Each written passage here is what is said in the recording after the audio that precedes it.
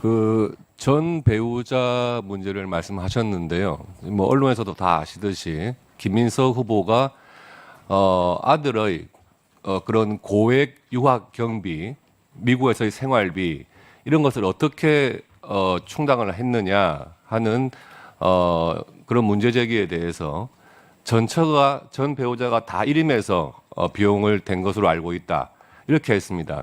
그러면 그런 외국 대학의 학비라든지 생활 자금은 신고된 하나의 외환 계좌로만 할 수 있기 때문에 그 외환 계좌 그것을 자료를 제출하면 거기에서 송금한 것이 확인되면 전 배우자에 대해서는 증인으로 채택했다가도 철회할 수 있는 문제입니다.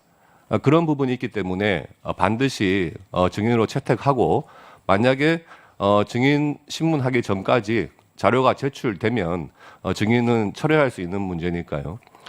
그리고 국민의힘에서 지금 신청한 증인들에 대해서 어떻게든 민주당 쪽에서는 좀 줄여보려고 하시는데 아시듯이 금전 소비대차 계약만 하더라도 같은 형식의 그런 계약서를 가지고 같은 날 9명이 동시에 계약을 맺죠.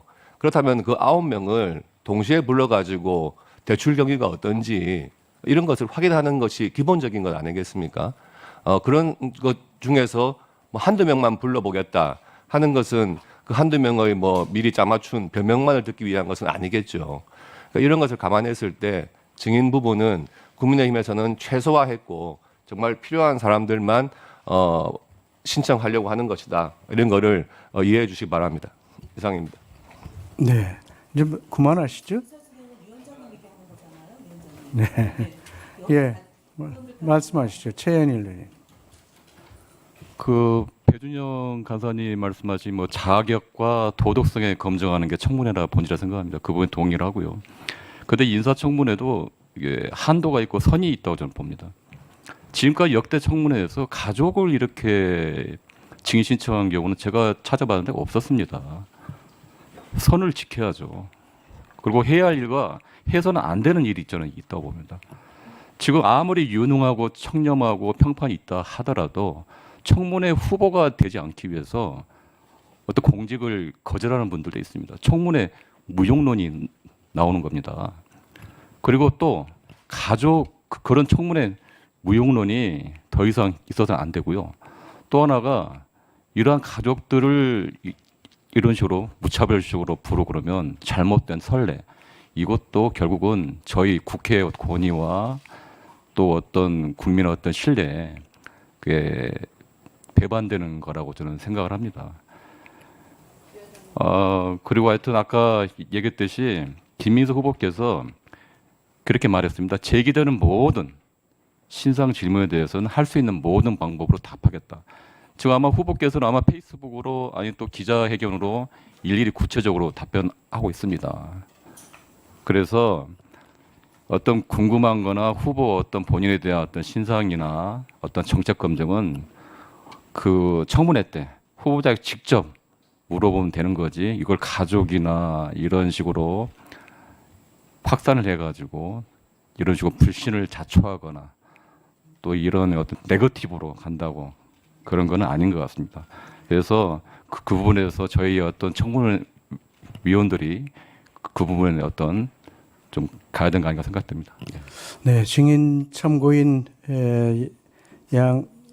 양그 교섭단체에서 제출하셨던 분들이 이제 처음에 많았었는데 상당히 그래도 많이 좁혀지도록 지금 노력을 하고 있다는 말씀드리고요. 위원님들 그 말씀하신 건 다 간사님들 통해서 제가 다 거의 다 그 취지는 알고 있는 상황입니다. 그래서 예, 그럼 마지막으로 김희정 위원님 하시고 이 정도로 마무리하시죠. 예. 네, 그 청문회를 원활하게 진행하기 위해서 우리 배준영 간사가 처음부터 굉장히 양보를 한 것으로 알고 있습니다. 그 청문회 저희 국민의힘 쪽에서는 보다 충실한 청문회를 위해서 워낙 제기된 의혹이 많다 보니 최소한 3일 정도 청문회가 필요하다라고 얘기를 한 바가 있습니다. 그런데 여야 간사 간 협의를 통해서 이틀 해왔는데 받았어요.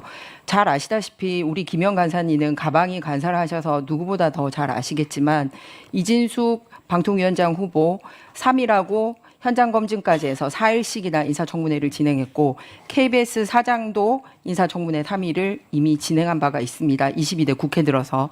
그리고 국무총리도 우리가 황교안 국무총리 때 이미 또 그 3일을 진행한 바가 있습니다. 이런 선례가 있고 상당한 많은 의혹이 있음에도 불구하고 이 일을 원한다라고 해서 저희가 이견 없이 합의를 해준 바가 있습니다. 그렇게 할 수 있었던 이유는 자료나 증인에 있어서 충분하게 협조가 될 거라는 기대가 있었기 때문입니다. 그렇기 때문에 다른 걸로 서로 에너지 소모하지 말고 그냥 증빙된 자료로 답을 하면 됩니다. 앞서 다른 의원님들이 이제 뭐 페북 이런 거 말씀하시는데 주장을 알고자 하는 게 아니라 그거를 증거할 수 있는 공식적인 문건을 요청을 하고 있는 겁니다. 그래서 그동안은 뭐 여야 합의가 안 됐네, 개인정보 제공이 아직 안 됐다고 해서 저희가 신청했던 90여 건 이상의 자료 중에서 단 2건밖에 안 왔거든요. 그래서 오늘은 이제 우리가 여야 합의를 한 만큼 충실히 올 거라고 생각합니다. 증인 신청도 역시 여기 연장선상에서 가고 있다는 말씀을 드립니다. 앞서 자꾸 가족을 언급하시는데 저희가 최종적으로 여당 간사에게 요청했던 안에는 가족은 들어있지 않습니다. 여러 가지 후보자의 재산 형성 과정이라든지 자금 흐름 그리고 계좌 거래 출입국 기록 등 이런 것과 연동해서 증명할 수 있는 증인에 대한 최소한의 요청을 했었고 특히 쪼개기 후원이 아니냐 이런 얘기가 있는 마당에 그중에서 가장 어떤 특정 한 명만 부르겠다라고 여당이 제시한 걸로 알고 있습니다. 저희는 그 모든 사람들이 비슷한 날짜에 비슷한 방식으로 일어났기 때문에 같이 와야지 이게 완결성이 있기 때문에 이렇게 요청을 했습니다. 그런데 그거를 마치 저희가 무슨 가족 때문에 증인 신청이 합의가 안 된 것처럼 얘기하는 것은 굉장히 유감이라는 말씀드립니다. 저희가 최종안에는 가족이 들어있지 않고 이런 그 불법 정치자금 의혹과 관련된 걸 할 수 있는 그런 증인 내용들이 있었다라는 말씀을 재차 드립니다. 그리고 이렇게 그냥 그 소위 정회하는 게 다시 회의를 잡지 못하고 그냥 공전하는 게 아니라 여야 간사가 만나서 인사청문회를 이틀이라도 충실하게 할 수 있는 합의를 해서 빨리 오늘 밤이든 내일이든 우리가 다시 모여서 증인 대책이 반드시 이루어지도록 해야지 이렇게 정회하는 게 증인 신청을 회피하기 위한 수단으로 사용되지 않기를 바라고 촉구합니다. 위원장님. 네. 의원님들 말씀은 여기까지 듣기로 하겠습니다. 조금 전에도 말씀드린 바와 같이 여야 간사님들이 많은 노력을 하고 계십니다. 그래서 지금까지 일정이라든지 또는 자료 제출 건이라든지 지금까지 잘 협의가 되어 왔고 다만 증인 참고인 문제만 아직 합의가 이르지 못했습니다만 그래도 많이 좁혀졌다는 말씀 다시 한번 드리고 조금 더 노력하면 합의가 이루어지지 않을까 생각합니다. 양 간사